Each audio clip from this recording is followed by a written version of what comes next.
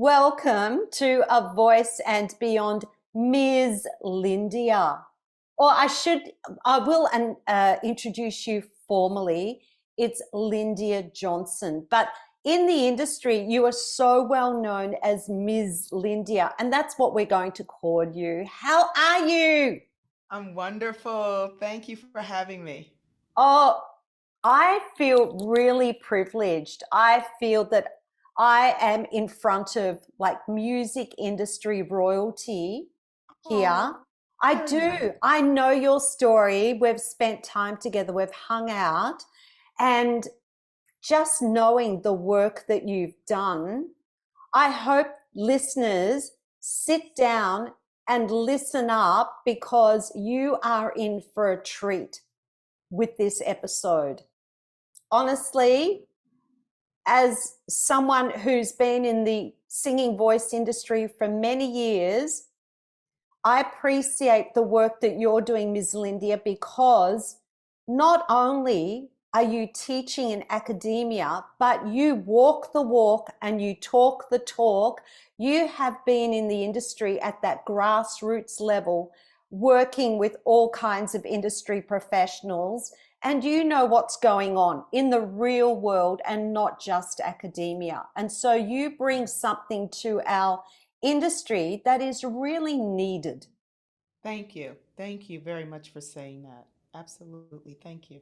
I know, and you're really humble, and I just am in awe. So you've been a singing teacher, vocal coach in the music industry and in colleges and universities around the US for about 25 years, from touring artists to collaborating with music producers and label executives. You are known as Ms. Lyndia. You have served on the board of governors for the National Academy of Recording Arts and Sciences and have been the direct vocal consultant for the Grammy Awards for around 20 years now. Yeah. What an Yeah. incredible career. It's been a journey. It really has been a journey, and it's been, I've enjoyed every bit of it. It didn't start like most journeys, it didn't start, where I'm at now. It began in my humble beginnings in my Baptist church choir, you know, and I was, raised by a single mom. And so, we didn't have a lot of money. So I didn't, have a formal music education. So whatever I got from the church. And it really is education, particularly in the African American church tradition. When music happens in that, cultural format, Mhm. it is an education. It really is. And it does teach you a level of fearlessness that I believe kind of surpasses even conservatory training, because there is such a deep, deep religious connection, spiritual connection. And then, of course, some of our greatest singers have come out of that tradition. Aretha Franklin, Whitney Houston, Natalie Cole, so many. Mm. And so it is great training ground for singers who come from humble beginnings. And I'd like to say that it informed everything that came after. You know, singing gospel informed everything that came after. Every education that I received after that was informed by that foundation that was built in the Black church. That's incredible. I do know that you had classical training at some point in time. Was that the first voice training that you ever had, like formal training as such? Yes, I was I think I was about 17, 16 or 17 years old when a member of our church actually encouraged my mother to seek out vocal coaching, formal vocal coaching. And my very first vocal coach was a wonderful woman who loved me and nurtured me. Her name was Kathleen Lorenz, and she was actually a lifelong member of Nats. And I met her in 1980, Wow. and she immediately heard the raw material in my voice, and she thought it was pretty extraordinary that I was able to negotiate and navigate all my registers and everything really at such a young age. And I had no idea of even the proper language that governed vocal pedagogy. So when I sang for her, I sang, the music that I knew, which was Mm, church music. But she heard in there that through singing in church, I had already instinctually figured out my registers, figured out everything. And but what she did was she gave me the tools, the skill set, the awareness, the understanding of how to really just play this instrument with skill, mm. because I was playing it just based on instinct. Yes. And she finally gave me language and tools and skill, and started teaching me out of the 24 Italian art song and arias book. And my first song out of that was Il mio bel foco. Oh my gosh. That's incredible. That's incredible. You know, what I'd like to ask you is, had you had that training before you had that background in the church, how do you think things would have panned out for you? Because I Mm, know, like for me, I started singing when I was about 5 years old. I say that's when I started singing. And I was listening to pop and rock and soul and funk, all that music, and singing it at the top of my lungs from yay big. And I figured it all out too. I was belting, I was doing everything, and I was fearless. I didn't have fear of making these sounds, but that music was in my body. I embodied it in a way that training doesn't. I feel mhm. when you love that music and you resonate with it. Had I have done the classical training or had classical training prior to that music, I don't know that I would have, my career would have panned out the way that it did. Oh, I absolutely know for a fact um, that had I began in opera first, there would have been rules and restrictions that governed how fearlessly I showed up in my sound. I wouldn't Yes. have felt like I had permission to make unconventional sounds. And I would have put my voice in a right or wrong category, which is what opera did. When people ask me, I always tell them that opera sanitized a lot of what I organically felt was right about my voice. Mhm. And it put me in a place where when I was singing in church, I never questioned anything. I was Yes. just like, I never questioned it. Mm. But when rules began to govern sounds, particularly when I got to conservatory, and I was fortunate enough to be selected to Temple University's Conservatory of Music in Philadelphia and studied with the wonderful Clara Meyer. When I began in a conservatory, and I was one of maybe four African American opera voice majors, and I happen to have had the privilege of being in the same class as the wonderful bass Eric Owens. He and I were classmates, Yes. so there were few of us. I just remember feeling a longing for that young girl who was so fearless in her voice in the church. And when I got to the operatic stages, I began to question every sound that I was making and Mm. whether or not the sound was right. Yes. whatever right was. Yes. And I didn't like how I was feeling about myself. I started to question a lot of things that, even though everyone would tell me, "Oh, it's such a wonderful mezzo soprano." I mean, I was a mezzo soprano. My roles were Carmen, Dalila, Azucena. I did all the mezzo soprano roles, and in college, and in a few years outside of college. But that was my rep, and everyone was like, "Oh, the voice is so wonderful. The voice is so this." But in the context of conservatory training, everything is scrutinized Judged. and judged. Yes. And I also felt doubly under the microscope because, of course, African American, being an African American in opera was also extremely difficult. And even though we've had Yes. pioneers like Paul Robeson and the wonderful Marian Anderson, and she and I actually share a birthday.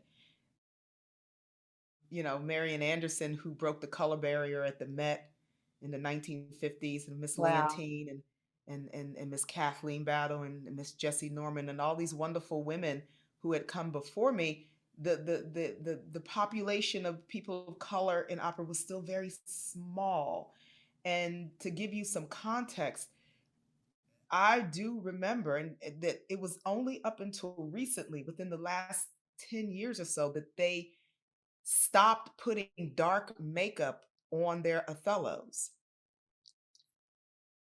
Yeah, they would, and that's just basically Oh my blackface. gosh. Um, Oh my and gosh. this is just within the last 10 years, they finally stopped doing Othello with a white tenor in dark makeup. And again, same with Aida. You know, Verdi was very clear. Aida is a black woman, and Verdi, 200 some odd years ago, understood that he wanted a woman of color, Yes.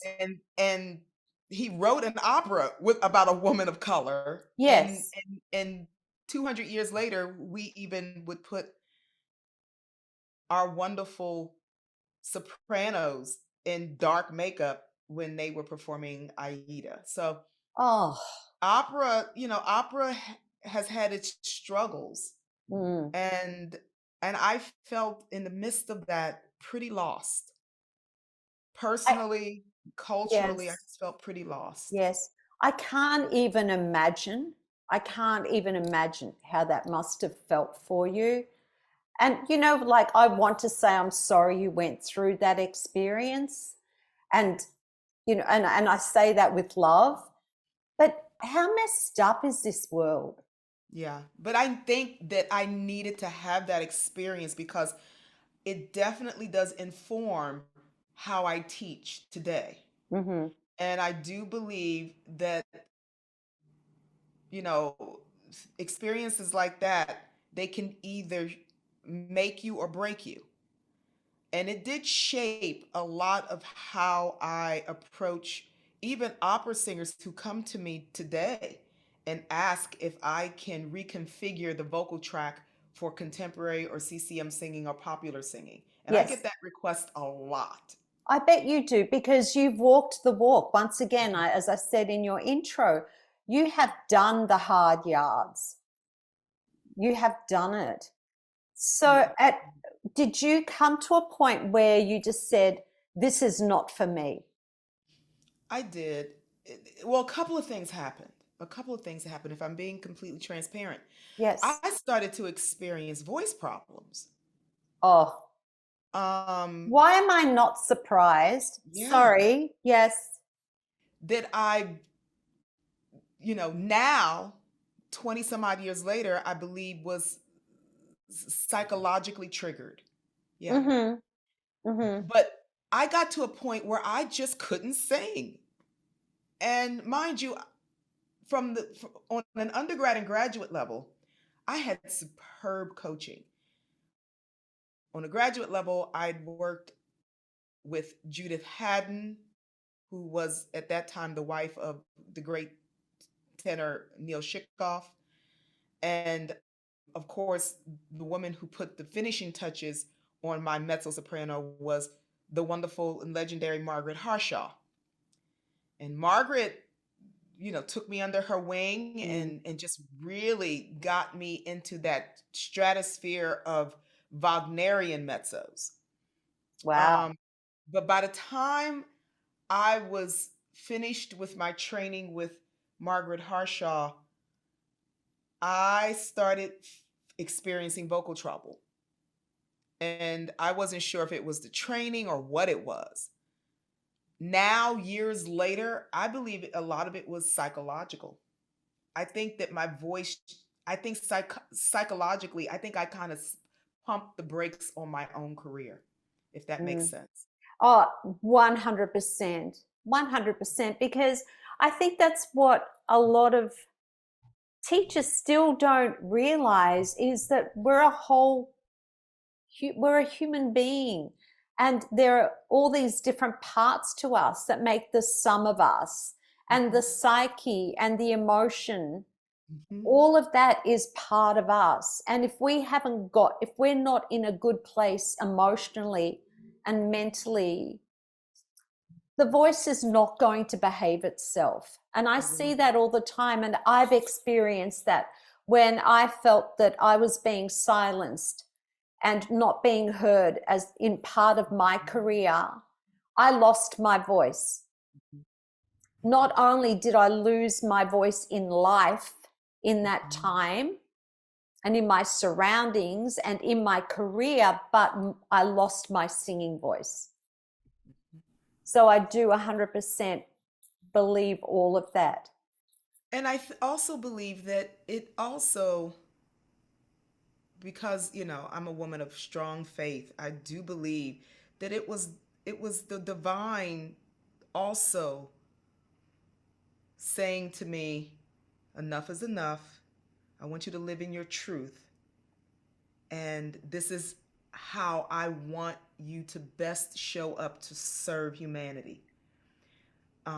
As someone who can take now all of these skills that you've learned. And I think in a way, God said to me, I'm gonna put pause here because I want to give you a chance to catch your breath. Because between the ages of 16 and nearly 30, I was just nonstop singing. Yep. And I want you to think about serving and developing and creating singers now. You don't have anything to prove. You don't have to be a singer, but you can definitely create an arsenal of wonderful singers to serve humanity. I didn't know what that meant. Now I'm paraphrasing now because when I think back on those years, I just think chaos. I was just traumatized. I didn't know what was going on with my voice. Of I went course. to every otolaryngologist, but what triggered it was in seeing the otolaryngologist, I began to be curious about voice science. And in basically dissecting what happened to me. Hmm. So I just went on this journey of just studying voice science and really working with and sitting next to, and if when they allowed me, otolaryngologists, and just asking the questions. And I began that in an effort to kind of dissect what is going on with me. But in turn, it sparked something in me, a curiosity just about voice science. Hmm. And I'm like, I like this. This is interesting. I didn't know any of this. And I just began just absorbing everything I can get my hands on about voice science, and then taking it and reframing it back into contemporary gospel R&B, and then began to listen to singers like Aretha and using all the new knowledge in voice science and dissecting what I would hear Aretha do and Gladys Knight do and Nat King Cole do, and think, okay, in voice science they're making a sound. And even though it gave me a language that I never had before, Mhm. And I was able to listen to recordings of my favorite R&B and gospel artists and put the science into it. And it kind of happened out of this desire to kind of cure myself. Yes. But in fact, it was developing this ability. And when I tell you, I've read it all and studied it all. I mean, everything from what Dr. Sataloff has put down to, of course, anything Richard Miller wrote, I've probably Mhm. read voraciously over and over again. Yes. Yes. Wow. Bernard's work, everything I can absorb to the point where I actually just independently got another degree. Yeah, I was going to say, yes, you probably have a DMA from the University of MzLyndia. Yeah, everyone says that. People, my colleagues at USC, say because I actually remember mentioning that I wanted to get a PhD, and my colleagues were like, "Why?" Exactly. You already have it. You just, you went to your own university and did this, Mm. and but I attached it to CCM singing. I took the science that I was learning, and I tried to connect it to what I was hearing happening in Aretha's voice and Gladys's voice and Whitney's voice and Sam Cooke's voice and Jackie Yes. Wilson's voice and James Brown's voice, Yes. and began to really understand from the vocal science aspect what was happening in that CCM world and giving it language, and then taking the language and making it digestible, not using the scientific terms that's so intimidating, Mhm. but making it digestible. I and I Wow. walked away from opera completely. And is that when you started teaching? About a year after I opened up my little small studio in Chicago, one of my first clients was a background singer who had experienced vocal pathology. She had an injury. Wow. And One of your first students. Mhm. That's a big call to start. Yeah, That's starting with the real problems. yeah. She came in with pathology. Mhm. And little did I know that she was the background vocalist to R. Kelly. Oh, really? I had no idea. Wow. Wow. And what was going on with her voice? She had a polyp. So it had been diagnosed and she came to you. How did she find you? I think it was just something that happened. I think she just kind of was searching, and someone in Chicago said, "Hey, there's this new coach around, and go Mm. see her, see if she can help you." And it really put all of what I had been doing the few years prior, as far as Yes. me doing all this research in voice science, that was basically my launch. My Yeah. launch was a singer with pathology. Yeah. So what year was this? This was 1995. Okay. Because So I really walked away from my career around 94. so this is the 90s and you're already putting out all this amazing work or launching your career. You have all this science-based knowledge on CCM. But it wasn't And called CCM. I didn't there wasn't no, a name for it. no, it was other. It was Yeah, called it was other. non. It Right, was right, non and other. right. That's what it was. Yeah, Yes. it wasn't so imagine my surprise and joy that there was actually now several years later a word for what I was doing. Hmm. And then by that time in Chicago, I had became known as Chicago's vocal coach, and I was doing everything from radio vignettes to working with major Chicago artists, background singers, gospel artists, well-known gospel artists, because most of the singers felt, okay, she comes from where we come from, but she also understands it from a perspective that we don't, and she's able to articulate it in a way that makes sense. Mm-hmm. And on top of it, I often use language with my CCM singers, now Yes. that I can use the term, Yes. where I say to them, I'm giving you permission to make unconventional sounds in your throat. Do not put a right or wrong on it. I want you to live very Yeah. free in this Mm-hmm. instrument. I Mm-hmm. don't want you to put a right or wrong on the sound, because Mm-hmm. if the sound is coming out of you, that's raw material for me to use in context of the lyric.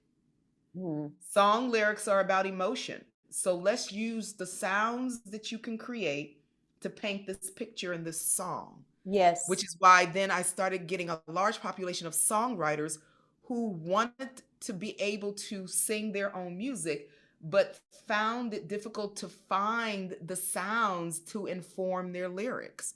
And so the company began, and I named the company Sterling Voice Coaching. Mm-hmm. And I named it Sterling after my grandfather, my maternal Oh, grandfather. yes. The reason why is because my maternal grandfather was an African American man with 11 children, my mother being the sixth, who managed to survive in America as a black man in the South, Oh, okay. um, Yeah. and get all of his children alive out of the South. But more importantly, Marissa, is he owned his own land in the How did 19th. he do that? Right. He owned his own land. And my grandfather was illiterate because African Americans weren't really Mm. allowed much of an education. Yes. But he managed to secure acres of his own land in Virginia during the Oh, 1940s in America. Now this is 30 some odd years before civil rights. This is during the time where it was legal to lynch black people. mm-hmm. And he owned his own land, had 11 children, and they all not only managed to survive and live, but he owned. And the interesting thing about this story in my family is he owned his own land around white men who did not. Oh, what an incredible human. What an incredible. He must have been a very brave, very smart, Mhm. must have been very honorable too, and Oh, respected to some degree yeah. by the folks around him. My mother, when she recalled her father, she would often say, that land that we owned allowed us to raise our own fruits and vegetables. It allowed us to raise our own chickens and hogs, and we had our own meat. So she said we never really had to ask the white community for anything, but Mm. they in turn asked us, particularly during the Depression, Yes. when the white community basically didn't have anything. We my mother said we didn't even know there was a depression. We had plenty of food. We had everything we needed. And my grandmother, my mother's mother, sewed their own clothing. So she said mom made our clothes. So Mm. we didn't. And my mother knew something was wrong. I remember her telling me when she was a young girl and she saw a white woman come to their farm asking for eggs during the Depression. And my Oh, mother was young. She's very young, but she said yes. something's going on in the world because this white woman is coming asking my mother for food. Wow. What an incredible story. Which is why I wanted my company to Yes. bear that legacy. So that's where Yes. sterling comes from. People always think it's sterling because sterling means like sterling silver. Yes. But that was Yes. my grandfather's name. His name was Sterling Smith. And so I wanted my company to bear his name in some capacity. And so Sterling Voice Coaching was born. So you started in Chicago. I did. And I Yes. stayed in Chicago for 22 years. Okay. And so you were working with all these music industry people. Yeah. Yeah. And And so at what point did you go to California? it was in Chicago that the Recording Academy, the Grammys, asked me if I would help develop a new program. I sat on the board. Mhm. They recruited me for the board of governors in Chicago. So I was in Chicago and already serving on the Grammy board. You must have been doing incredible work. Like Yeah, you must have had a massive reputation already by this time. by then I was really doing a lot. And I was doing a lot with all kinds of artists, recording artists, emerging artists, developing artists, branding artists. And I was being called on by producers to brand artists. For instance, if there was a talent that producers were interested in, it wasn't a sound that they felt that they could market, I would be sent that particular artist and they said, "Can you figure out what about this voice is marketable? Train it so that we can brand it." So that is something that I still do. I still get asked to take a virtual unknown and finds the exceptional things about the voice, and so it's marketable, brandable. Mhm. And then and that request, I get that request a lot from Mhm. industry, from producers, from everyone. It's that, and that's a large population that I provide service for. Emerging artists is what we call them. And Yes. they are artists that are on the brink of a very successful career, but they need something about the voice that distinguishes it and makes it marketable. And Mm. when I get the voice, I begin to work to try to find elements of their sound that not only is unique but sustainable, Mhm. because it's not enough for the sound to just be different. It has to be a sound that sustains, that Yes, can of be course. sustained within Yes. the context of the career, right? Yes. So, okay. Now, when I hear music on the radio or on Spotify, now, a lot of the artists that are releasing music, and I'm going to throw Ed Sheeran into the mix here. And I heard one of our own local artists, Dean Lewis, recently too, release some new music. There seems to be a sound at the moment. So you talk about uniqueness, but what I'm hearing is not uniqueness. I'm hearing at the moment there's a lot of sounds that are all being produced in the studio to sound the same. That's very true. That's So very true. how then do you work on uniqueness when a lot of that seems to me, and I could be completely wrong because this is only my perception, then stripped away to sound like everybody else? It is stripped away. And this is an area that's it's subtle, but it's also very important. And Hmm. this is an area that many vocal coaches don't get to tiptoe in, that I've unfortunately have had the privilege of living not only in the studio as a vocal producer, but away from it as well, as a studio, as a just a in the vocal studio, Hmm. process of it. You have to understand that the voice that is needed in the recording studio is one aspect of what is being marketed. Singers usually don't come to me, and producers come to me to get the sound at a place where they can get it in the studio Right. to build the sound around it. Yes.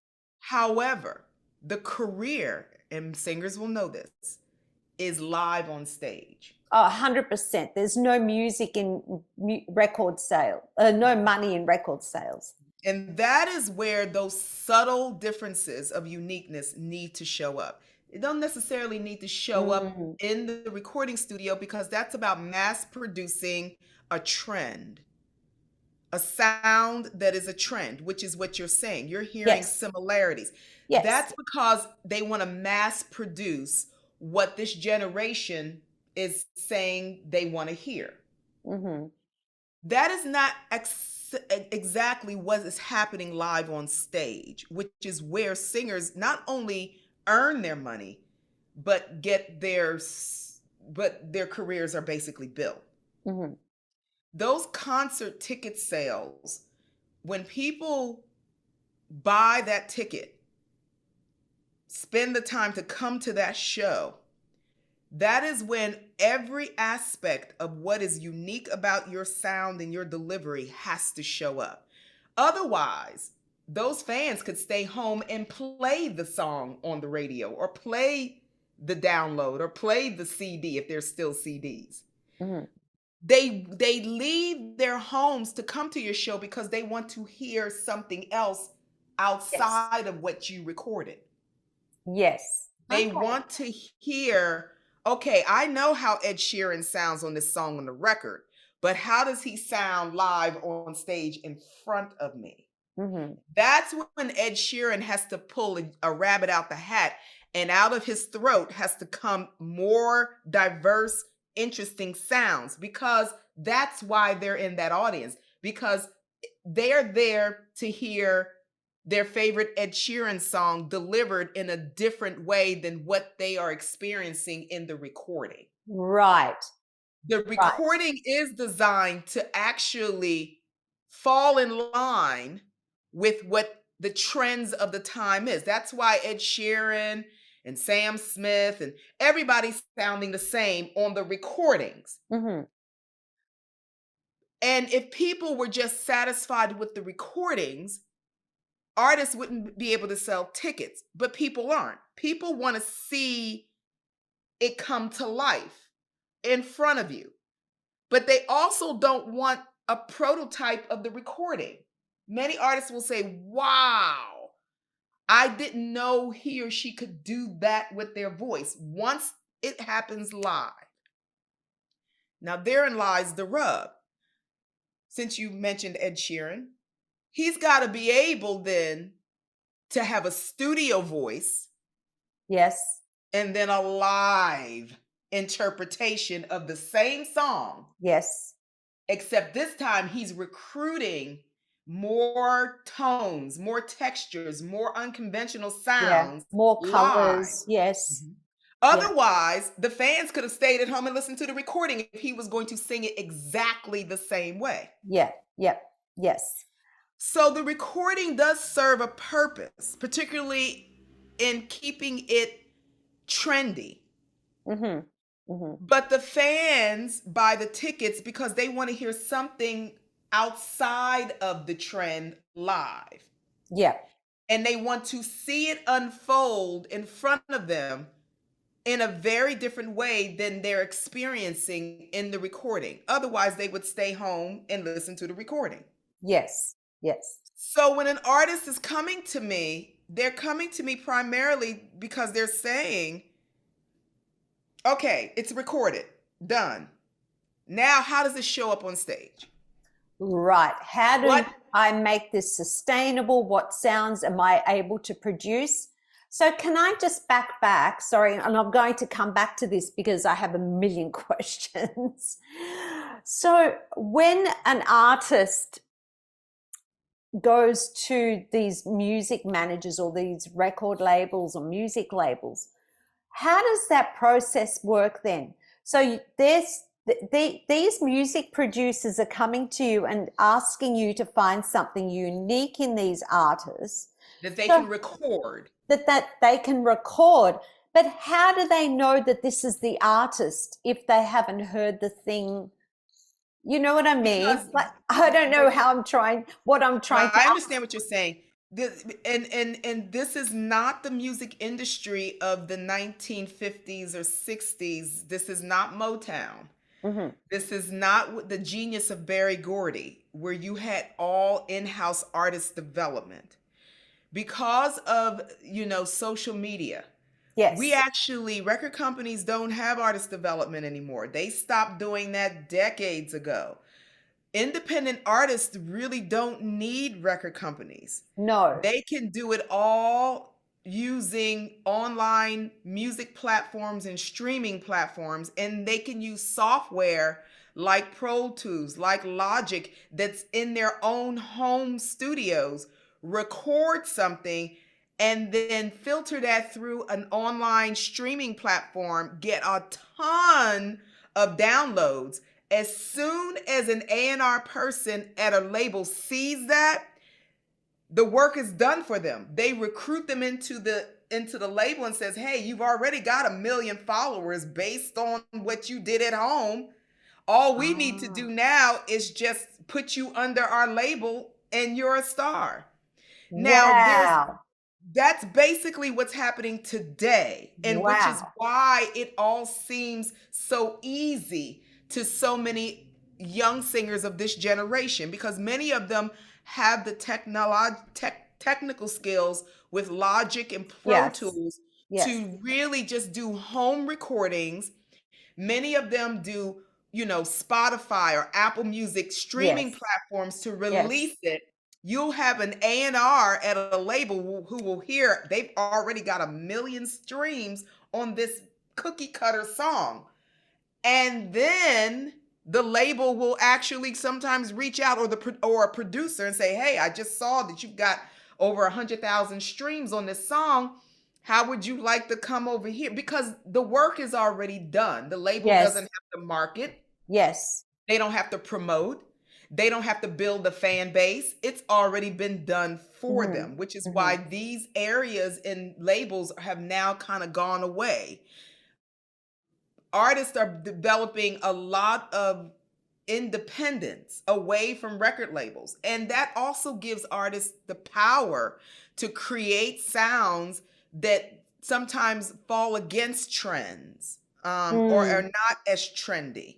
And remember, Yes. popular music is always about finding voices that can tell the story using interesting tones, textures, and unorthodox sounds. If popular music was about traditional sounds, we wouldn't have had our Mick Jaggers. We wouldn't have No. had our Tina Turners. We Oh, wouldn't have had sure. we wouldn't have had Billie Holiday, No, there's so many. I mean, Billie Eilish. There's Billie Eilish. so Right. many different sounds out there. And it's about, yes, yes, we do have voices that are like your Whitneys and your Mariahs, but not as much as we do like our Billie Eilishes, Mm. that people will immediately hear and say, "Oh, that's not really a great voice, but it's interesting. There's something It's not a about it great voice. very appealing to me. There's something about this. I like the way their voice is telling this story. Mm. I like the way the words sound. I like the way I feel when I hear this voice. And more importantly, this voice seems very accessible to me. Mm. I Mm. feel like I can participate with this voice." So, how do you then, because I know you're in this industry and you're working with music labels and artists, how do other teachers stay current? I Because have no idea. because I mean, unless I do you believe that as singing voice teachers to teach something, we should be immersing ourselves in the music in order to be able to teach it? I think that the problem is a lot of CCM singers are staying in their studio. They're not going to the concerts. They're not interacting with record producers. They're not going to the shows.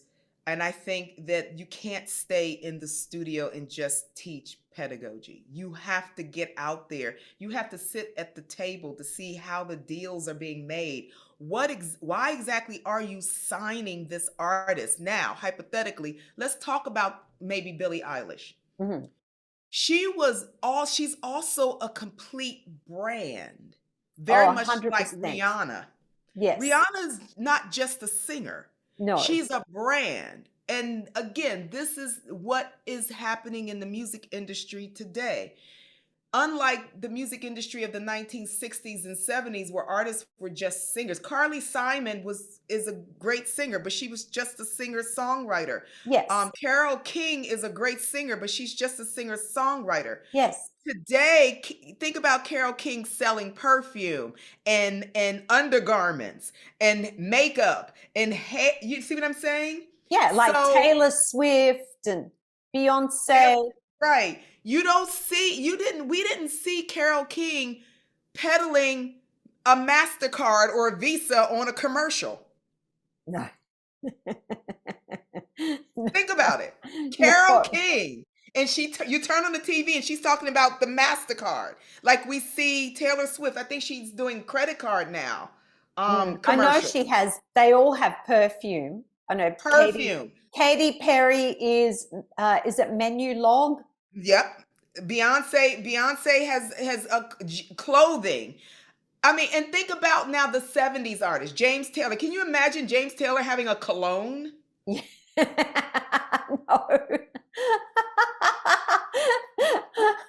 Sorry. And James Taylor's a wonderful singer, songwriter, but can you see him on commercial talking about Chanel Visage by James Taylor? Yes, yes. So do you have to take all of that into consideration when you're teaching these people? Yes. You're dealing not just with the singer, but a whole brand. And that will determine how I coach it. If the voice is interesting sound, but it's limited on range, it's limited on capacity and what it can do, but I'm looking at a visual that's a huge brand, I know immediately why there's interest in them. If I'm looking at someone who I'm saying, man, I see why they're interested. This is someone who is physically very appealing, has a great look that could sell perfume and makeup, but the voice is limited in its range and its capacity. Then that will inform how I develop the sound. I will keep the sound, I will work with the capacity of the singer and what they can do. I'll make sure that there are interesting sounds that are happening that can inform the lyric. But I also keep in mind that this is not just about singing. This is about building an entire brand that includes makeup, clothing, commercials. And so wherever that artist came to me from, whether it was a management or production, they are thinking bigger than just the voice, which is why someone like Rihanna can go years without dropping an album, which she has. Yes. Rihanna hasn't had an album in a couple of years. Yes. But why is she still one of the #1 female recording artists of all time? She hasn't released an album in years. It's because Fenty is a $1 billion industry. Mm. Her, the Fenty clothing line alone is huge. So she is relevant on so many other levels that go far beyond her vocals. Yes. And even though Rihanna has a good voice, it's clearly not Whitney or Mariah or Jennifer Hudson. But she is also not produced like that either. Her production is a very high energy, danceable, let's get on the dance floor. Let's catchy, quick, easy to remember song hooks, not complex song arrangements, very accessible vocal range where anyone can sing along. Yes. And then she has this brand that shows up at the Super Bowl. Yes. And everyone's at home like work, work, work, work, work, work. Everybody work, work, work, work, work. And we love it because 100%. We feel like, wow, I can do that too. Yes. And so you're meeting these clients, these brands, where they're at when they come to you. You're building from there. So it must be, there's a great lesson in that. And that's something that I talk about often is leaving our own biases at the door. You can't have preconceived ideas, can you? You have to be very open and non-judgmental. And how do you do that? I mean, how do you stop your biases from creeping in when you're working with somebody? It's not easy because I came out of first of all, I possess a pretty sizable instrument just on my own. Mhm. And out of that, there is this desire to build out range, to build out dynamic, to build out, intensity, flexibility, all the things pedagogically we know the human voice can do. But I also have to respect the capacity of the instrument in front of me. Mm. If the capacity is just this, then my job is to find everything I can in the capacity that I'm working with. Um, and give the singer a complete sense of self-worth so that they can feel like they are working in their own lane, in their own capacity, without pressure, like I felt in opera, of showing up outside of what they feel comfortably that they can do. And that Yes. is why what I went through informs how I deal with voices that are just really, really basic voices. Those are still human beings that still need to be validated. Mm. Those are still human beings that still have lovely sounds in their voice. And I can always find more. Even if the voice is yay big, I can find a lot Yes. and still have that human being walk away feeling like they are accomplished, feeling a sense of self-worth, feeling like I can go to the studio now and not feel so self-conscious that I'm not singing like Jennifer Hudson. I'm Mm. not singing like Whitney, but what you did find is valuable and I can use it.